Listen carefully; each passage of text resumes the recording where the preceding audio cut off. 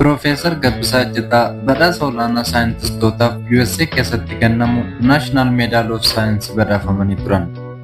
Walumaagala damee saayinsii, teekinooloojii fi kalaqaan lammiilee Ameerikaa 21 gumaacha olaanaa taasisan Pireezidaantii Joo Baayiden harkaa badhaasa fudhataniiru.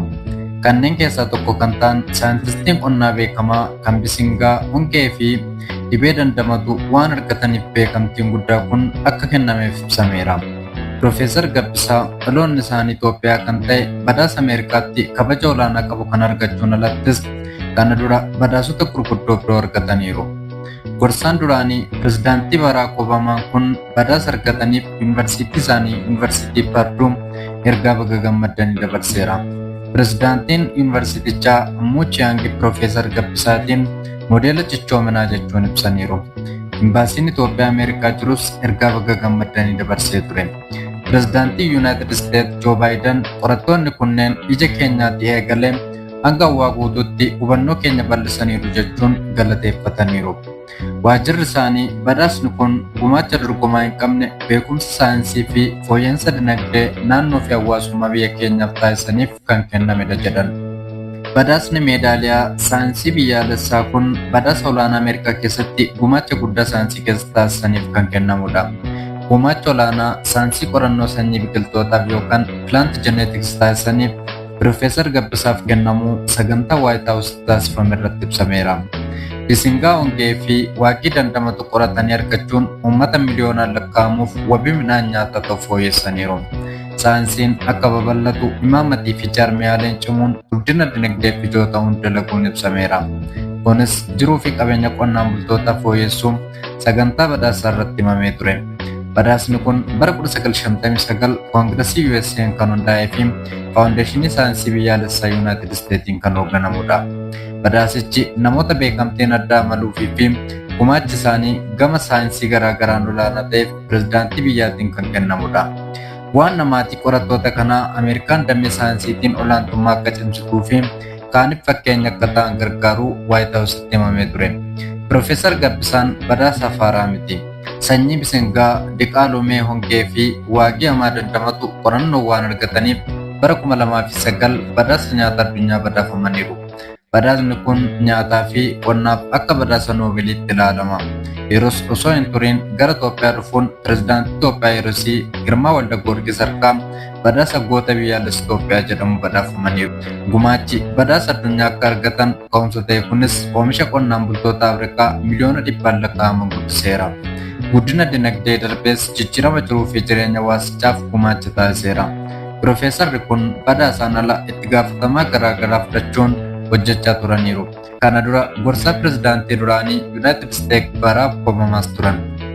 Bara bulchiinsa pireezidaantii Obaamaa gorsaa addaa hoogganaa USAID akkasumas ergama addaa saayinsii ministeera dhimma alaa Yuunaayitid Isteetsi ta'uun tajaajilaniiru. Akkasumas yeroo ammaa miseensa boordii akaadaamii saayinsii biyyaalessaa Yuunaayitid Isteetsi addatti damee qonnaa fi qabeenya uumamaa ta'uun tajaajilaa akka jiran ragaa yuunivarsiitii isaanii ni agarsiisa.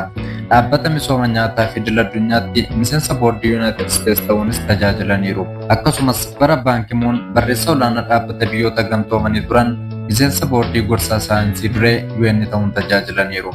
Kanaan ala dhaabbilee Yuunaayitid Isteetsi, UN, idil addunyaa fi Afrikaa garaagaraa keessatti miseensa koree akkasumas miseensa boordii ta'uun tajaajilaa turaniiru. Bara 1950 akka lakkoofsa Itoophiyaatti jalqaba bara 1940 qe'ee baadiyyaa Oloonkomii jedhamutti dhalatanii guddatan. Bakki kun Finfinnee irraa gara lixaatti kiiloomeetira 100 gadi fagaattee argamti. Harmee isaanii Aaddee Mootoo Ayyaanoof ilma tokkicha kan ta'an Piroofeesar Gabbisaan ijoollummaatti beelli akka isaan qunnamee ture dubbataniiru. Lixa giddu galeessa Itoophiyaatiin dhufe maatii hiyyeessa keessatti guddadhe jechuun dubbatan. Harmeen isaanii ofii barachuu baatanis ilmi isaanii mana barumsaa dhiyeenya isaanii jiru kan kiiloomeetira 20 fagaatee argamutti akka baratu ergamaniiru. Jireenya isaanii keessatti namoonni kallattii jireenya isaanii jijjiiran hedduun jiraatanis ijoon harmee isaanii akka ta'e Piroofeesar Gabbisaan kana dura dubbatanii turan. Qe'ee isaan dhalatanitti hanga midhaan ga'utti namoonni nyaata gahaa dhabuun rakkatu ture. Ta'us barumsa erga eegalanii rakkoon itti cimuu ibsan. Barumsaaf yeroo qe'eedhaa fagaadhee deeme yeroo hunda nan beela'an ture. Guyyootiin jireenya adda xiqqoodha jedhu. Yeroon guddadhus irra deebiin beela'eera jechuun himu. Kunis qo'annoon isaan dalagan uummata fayyaduun isaa hojii isaanii guyyaaf kaka'umsa guddaa akka ta'u ibsan. Kunis bakka dhufee yaadachuun jedhan. Kanuma keessaa garuu barumsa isaaniitti cimoo turan.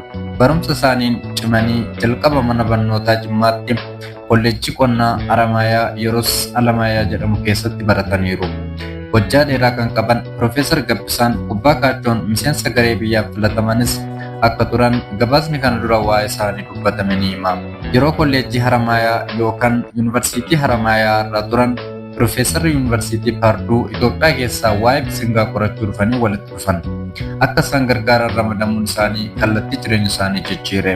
Yeroos digirii isaanii jalqabaa baratanii waan turaniif digirii isaanii lammataa gara Ameerikaa dhaqanii akka barataniif saayintistiin kun haala mijeesseef. Ergasii qorannoon keessumaa Sudaanitti bisingaa irratti taasisan sadarkaa Afrikaatti jijjiirama guddaa fide. Profeesar Gabbisaan bara 1984 eegalee miseensa Yuunivarsiitii Paarduu bulchiinsa Indiyaanaa keessatti argamuuti. Barumsa isaanii digirii lammataa fi PhD biqiltuu diqaalomsuu fi jeneetiksiidhaan Yuunivarsiitii Paarduutti baratan.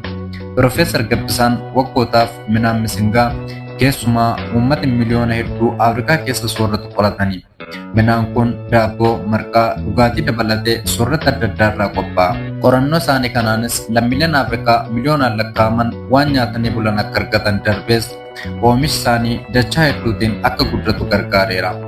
Yeroo ammaa Yuunivarsiitii Paarduutti damee horsiisa biqiltuu jeneetiksii fi qonnaa idil addunyaan Profeesara kabajamaa ta'uun tajaajilaa jiru.